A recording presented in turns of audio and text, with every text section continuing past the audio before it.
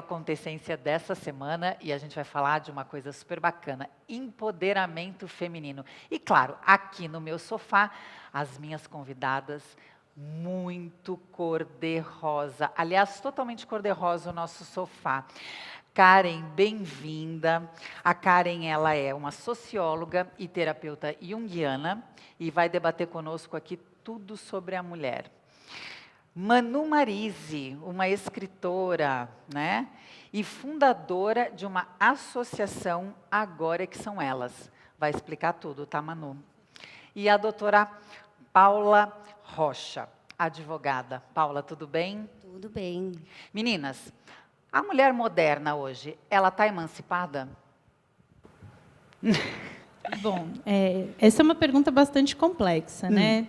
Eu acredito que em alguns sentidos, sim. Em alguns sentidos, nós ganhamos capacidade de resolver questões com autonomia, com empoderamento, mas, ao mesmo tempo, ainda estamos ligadas, né, a essa estrutura arcaica, violenta, machista, opressora. Então, se pensarmos na história da mulher, veremos que a gente conquistou o mercado de trabalho, conquistou posições, enfim. Isso nos trouxe um certo grau, sim, de emancipação e autonomia. Ao mesmo tempo, ainda temos muitas questões para resolver. Manu. Bom, primeiro, muito obrigada. Muito prazer estar aqui, Larissa, o pessoal Obrigada, de casa. Eu concordo que ainda tem algumas coisas que a gente tem que emancipar, principalmente quando a gente fala de mercado de trabalho. Claro. Né? Hoje em dia, ainda a mulher ganha menos do que o homem, exercendo a mesma função. No entanto, eu acho que muita coisa é inconsciente. A mulher ela ainda se sente amarrada em muitas questões. Ela se sente menos em muitas questões. Então, a gente vai falar Vai debater sobre isso.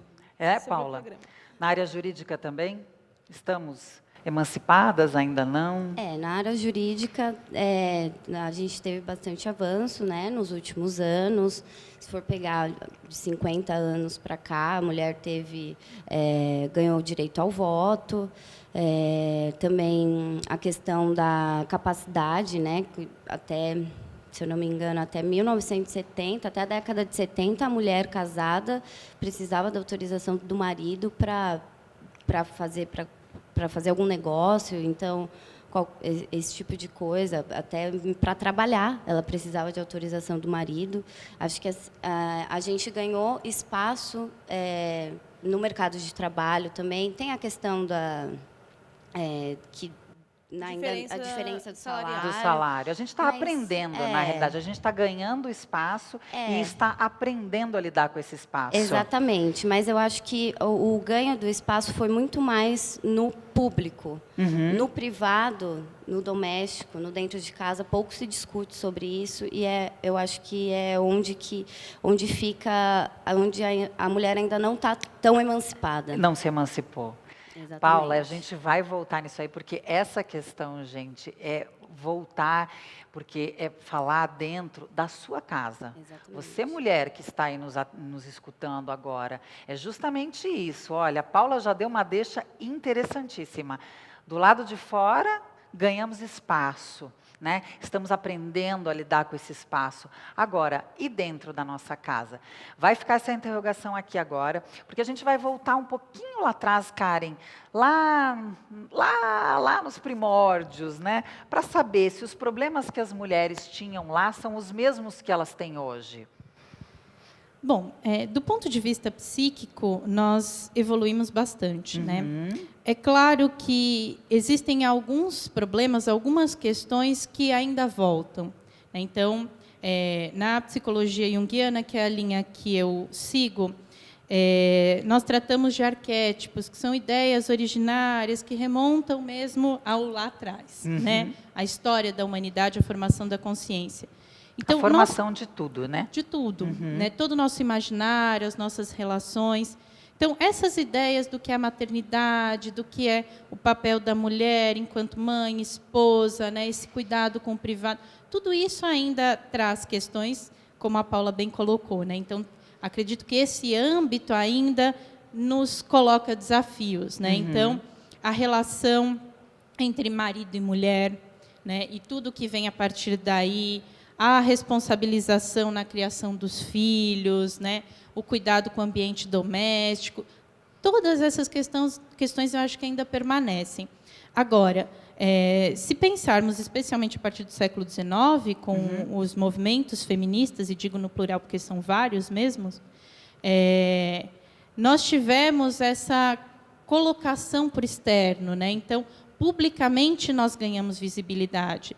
Nós temos mulheres na política, na ciência, que estão trazendo revoluções em vários sentidos, colocando outros paradigmas, né? Então, nesse sentido, nós temos, sim, avanços, mas ainda tem essas questões, né? A mulher, ela se encontrou com a sua energia masculina. O Jung, ele fala que temos mulheres uma energia masculina que nos complementa e homens uma energia feminina que os complementa. Então, acredito que essa liberação causada pelos feminismos nos trouxe esse contato com essa nossa energia masculina, nossa potência, nossa vontade, e fomos, né? Agora, temos que cuidar da nossa energia feminina, que já foi tão relegada, tão oprimida, tão menosprezada, né? Então, esses âmbitos mais privados ainda revelam grandes questões. Óbvio que isso também se traduz na política pública, nas misoginias todas, nos crimes de ódio. Então, ainda são questões que permanecem. E é uma coisa interessante, porque a mulher aí fora, né, com esse mercado que ela conseguiu atingir, ela vai indo muito bem, né? Ela está dando show. Modéstia à parte, nós estamos dando show. Só que, realmente, quando volta para a nossa história original, lá atrás, tem muita coisa ainda para a gente discutir. E a gente vai discutir isso aqui hoje. Mas são tantas questões que eu acho que vai faltar tempo. Mas vamos lá, Manu, me fala uma coisa. Você é uma incentivadora, né, do empreendedorismo. Tem a tua associação e tudo. Fala para mim, a mulher que precisa se firmar hoje como uma empreendedora, o que ela tem que fazer? Tá, primeiro de tudo, o Agora Que São Elas, ele é um movimento que ele acontece tanto em internet, mídia televisiva, rádio, enfim. Hoje, eu não faço parte diretamente dos programas, mas eu sou a autora que foi quem teve toda a intenção de reunir nesse livro, no qual de mim você procura 50 histórias diferentes de mulheres empreendedoras, justamente porque a gente só via homens contar suas histórias de sucesso, e as mulheres não contavam, né? E quando a gente via alguma história de sucesso feminina, eram pessoas muito distantes. Então, a gente via a própria nossa prefaciadora, Luísa Helena Trajano, do Magazine Luiza. Nós víamos a Sônia Rez, da Dudalina. Agora, mulheres do mundo real, era muito difícil ter história para contar. Ou seja, a história existia, mas elas não conseguiam ter voz para isso. O que a gente fez com o Quais de Mim Você Procura, em parceria com a minha ex-sócia, que continua o movimento, que é a Kátia Teixeira, foi justamente trazer à tona essas vozes, essas histórias, tá? Agora, sobre empreendedorismo feminino, é muito engraçado a gente falar disso hoje. A Larissa colocou aqui muito bem, a gente tem ganhado muito mercado, a coisa tem acontecido, no entanto, ainda é amarradinho. E por quê? As mulheres, antigamente, a gente está voltando aí lá atrás, então vamos voltar lá atrás. Até nas novelas a gente viu muito isso, né? No interior a gente via muito isso. Quando chegavam os homens para falar de negócio, seja de café, de colheita, enfim, a mulher, a posição dela era ir para a cozinha e fazer café. É verdade. A gente não participava da roda de negócio, de conversar sobre negócio. Então, a mulher, ela se amarrou muito nessa questão de empreender, porque ela não sabia como nem gerir um negócio. Então, esse é o primeiro ponto, a gente desfazer essas amarras, o que acontecia antes. A gente pode continuar fazendo café, né? Porque eu acho que isso é um Até papel... porque a gente faz isso. Exato, e muito e está bem. Aprendendo. E né? a gente faz muito bem esse meio de campo, esse relacionamento, o cafezinho, receber pessoas, cuidar da casa. E muitas mulheres têm até confundido, Larissa, essa questão. Eu tenho visto alguns grupos de mulheres feministas e tudo mais, dizer, agora a gente não tem mais que ficar arrumando casa, vamos para frente, vamos sair. Não, a mulher ela continua com o mesmo papel dela, que não pode se perder a essência, que é constituir família. Você não precisa abrir mão da tua família para você ter um negócio. A gente tem totalmente o poder de levar essa dupla jornada.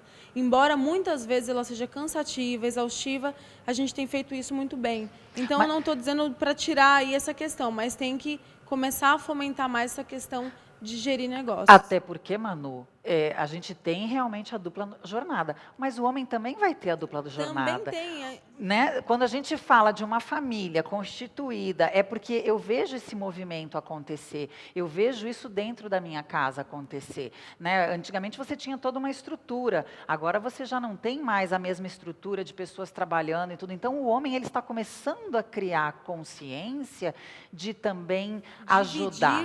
Então o homem também vai fazer o cafezinho. Também. E os homens estão indo, inclusive, para a cozinha e fazendo coisas fantásticas. Exatamente. Né? Meu marido, por exemplo, faz muito melhor do que eu. Mas né, são tarefas que a gente aprende a dividir. E quando você tem essa divisão, ele tem um respeito muito grande com você também, o seu esposo, no caso, mulheres que estão em casa estão pensando assim, poxa, eu faço tão bem bolo no pote, gostaria tanto de levar esse negócio para frente e começar a empreender com isso, mas será que eu vou ter um incentivo do marido? Se você começar a fazer, o próprio marido, por amor e tudo mais, começa a ter essa consciência de dividir certas coisas em casa para você começar a empreender.